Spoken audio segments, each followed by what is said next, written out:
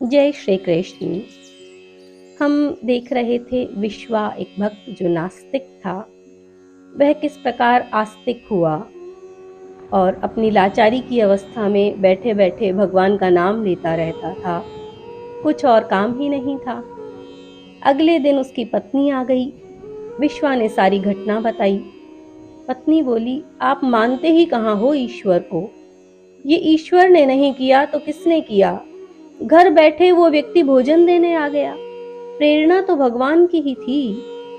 विश्वा बोला, संयोग भी तो हो सकता है। चल छोड़ तू, ये सब तो जीवन में कई बार चलता रहता है। जा नहा धोकर भोजन पका, भूख लग रही है। पत्नी भोजन बनाने लगी।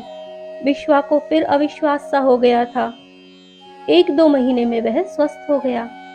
कुछ समय बाद गांव में भीषण बाढ़ आ गई। सभी कुछ बह गया। परिवार के सब लोग एक नगर में आए। काम की तलाश की, परंतु कोई काम नहीं मिला।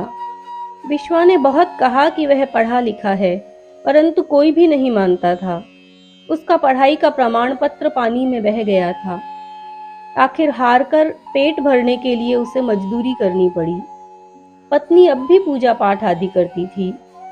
विश्वा बोला, क्यों ये नाटकबाजी करती है? जब उस भगवान को इतना भी नहीं दिख रहा कि हमारी हालत कैसी है, तो उसे मनाने से फायदा क्या है? बंद कर ढकोसलेबाजी। वो बोली, देखो जी, आप जो करते हो आप करो, मैं बीच में नहीं बोलती। अब मैं जो कर रही हूँ मुझे करने दो। ठीक है, नहीं बोलूंगा मैं भी बीच में, पर उस भगवान से जरा इतना तो पूछ कर बता कि मुझे किस अपराध की सजा दे रहा है। मैंने ऐसा क्या किया है? वो बोली, वो सब मैं नहीं जानती। मैं बस अपना काम कर रही हूँ, उसका काम वो करे। विश्वा गुस्सा करता हुआ घर से चला गया। रास्ते में वो ही महात्मा जी दिखे। बोला, ओ महात्मा जी। कि कौन? मैं विश्व प्रताप। आप कह रहे थे कष्ट आएंगे। हाँ हाँ, पहचान गया। कैसे हो? जैसा आपने कहा था वैसा ही हूँ। भगवान भगवान की रट लगाए फिरते हो, आखिर है कहाँ वो भगवान? बोले, मेरे द्वारा ईश्वर ने इतना सब होने से पहले ही कहलवा दिया और वो सच हुआ, फिर भी ईश्वर के लिए प्रमाण की आवश्यकता रह गई। तुम कठपुतली की तरह नाच रहे हो, खुद का कोई जोर नहीं चल रहा, लेकिन कोई कठपुतली की डोरियों को खींच रहा है। वो कौन है? क्या फिर भी ईश्वर के लिए प्रमाण की आवश्यकता है? वो बोला, वो भगवान है तो मुझे बताओ तो जरा, ऐसा कौन सा अपराध मैंने कर दिया जिसकी ऐसी सजा दे रहा है? महात्मा जी बोले, वाह, आज भगवान से पूछने की इच्छा हो रही है कि किस अपराध की सजा दे रहा है। इतने समय तक जो सुख मिला, धन मिला, ऐशो आराम मिला, तब कभी इच्छा नहीं हुई उससे यह पूछने की कि ऐसा कौन सा अच्छा काम कर दिया जिसके फलस्वरूप इतना आराम दिया। ऐसा क्यों मानते हो कि तुम पूरी तरह साफ ही हो, कभी कोई गलत काम हुआ ही नहीं? इतने अच्छे अच्छे काम हुए तो कुछ बुरे भी हो गए होंगे, क्या फर्क पड़ता है? और अगर भगवान दे रहा है तो इतने फूल दिए, कभी उसके लिए धन्यवाद नहीं दिया, फिर 4 कांटों के लिए दोष देने का भी कोई अधिकार नहीं है। और फिर देखो जरा, इन कष्टों ने ही तुम्हें भगवान को मानना सिखा दिया। सुखी थे तब कभी भगवान याद नहीं आया, लेकिन कष्टों के ताप ने उसकी याद दिला दी। कभी कभी प्रभु कृपा कष्टों का बाना ओढ़कर आती है। इस चोले को हटाकर उसकी कृपा को महसूस करो। कष्टों से तुम्हारा कुछ नहीं बिगड़ेगा, लेकिन तप कर निखर जाओगे। दुखी और लाचार अवस्था में आओगे तो किसे पुकारोगे? मैं नहीं पुकारता उसे, जिसके होने का पता नहीं उसे क्या पुकारना। हंसकर बोले, पहले जब रथ से गिर पड़े थे तब भी शायद उसे ही याद करते थे। मुझे किसी से पता चला था। और ठहर जाओ, जब कष्टों को सहने की मानवीय क्षमता जवाब दे देगी, तब उसे नहीं मानते हुए भी पुकारोगे। मैं फिर कह रहा हूँ, जब परेशान हो जाओ तो उसे याद करना, मदद मिलेगी। ये कहकर महात्मा जी चले गए। विश्वा घर जाने लगा। रास्ते में एक कुत्ता पीछे पड़ गया। विश्वा भागा, कुत्ता भी पीछे पीछे भागने लगा। कुछ देर में विश्वा थक गया, अब और नहीं भागा जा रहा था।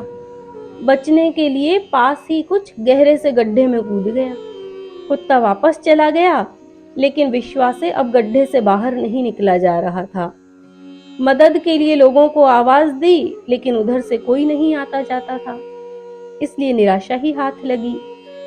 हारकर फिर ईश्वर को ही पुकारना पड़ा कि वास्तव में तू है, सुनता है तो मदद कर। कुछ ही देर में एक व्यक्ति आया और उसने बाहर निकाला। पूछा, तुम कौन हो?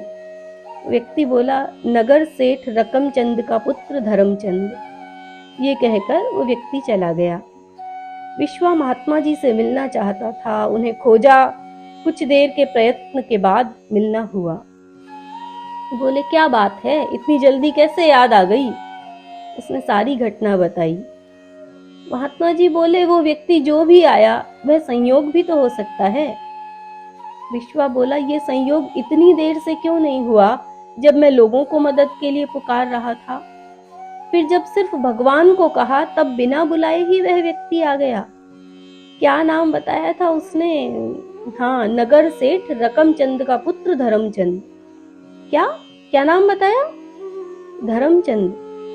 महात्मा जी बोले, उसे गुजरे तो 2 वर्ष हो गए। विश्वा आश्चर्य से बोला, क्या कह रहे हो? ऐसा कैसे हो सकता है? रकमचंद से जाकर पूछ लो। विश्वा रकमचंद के घर गया, वहां मालूम किया और सत्य भी वही निकला। धर्मचंद की तस्वीर देखी, वही सूरत। विश्वा वापस महात्मा जी के पास आया। आज मेरी जीवन भर से बंद आंखें खुल गईं। ईश्वर है, वास्तव में है। वे बोले, ईश्वर की कृपा है तुम पर, जो उसने अपने आप को जना दिया, माया का पर्दा कुछ हटा दिया, वरना वह तो सदा से ही था, है और रहेगा। बस अपने होने का अनुभव करवा दे, ये बड़ी बात है। इस अनुभव की गहराई भी अलग अलग होती है। बोला, मैं समझा नहीं। देखो, ईश्वर को अभी तक तुमने कष्टों में मदद के लिए पुकारा है, लेकिन ईश्वर मात्र इन सब के लिए ही नहीं है। उसकी अनुभूति प्रतिपल बनी रह सकती है। सकाम भक्ति के स्थान पर निष्काम भक्ति पर आ जाओ। कष्टों में ईश्वर की ओर से मदद मिलने से तो प्रभु के होने का विश्वास दृढ़तर होता है, उसकी कृपानुभूति होती है। परंतु यही सब कुछ नहीं है। उसकी अनुभूति प्रतिक्षण हो। अब इसके लिए प्रयत्न करो, प्रार्थना करो। वह एक विलक्षण आनंद है, फिर सांसारिक ताप कुछ नहीं कर सकते। इस तरह विश्वा एक सच्चा आस्तिक हुआ, भगवान के प्रति श्रद्धा हुई।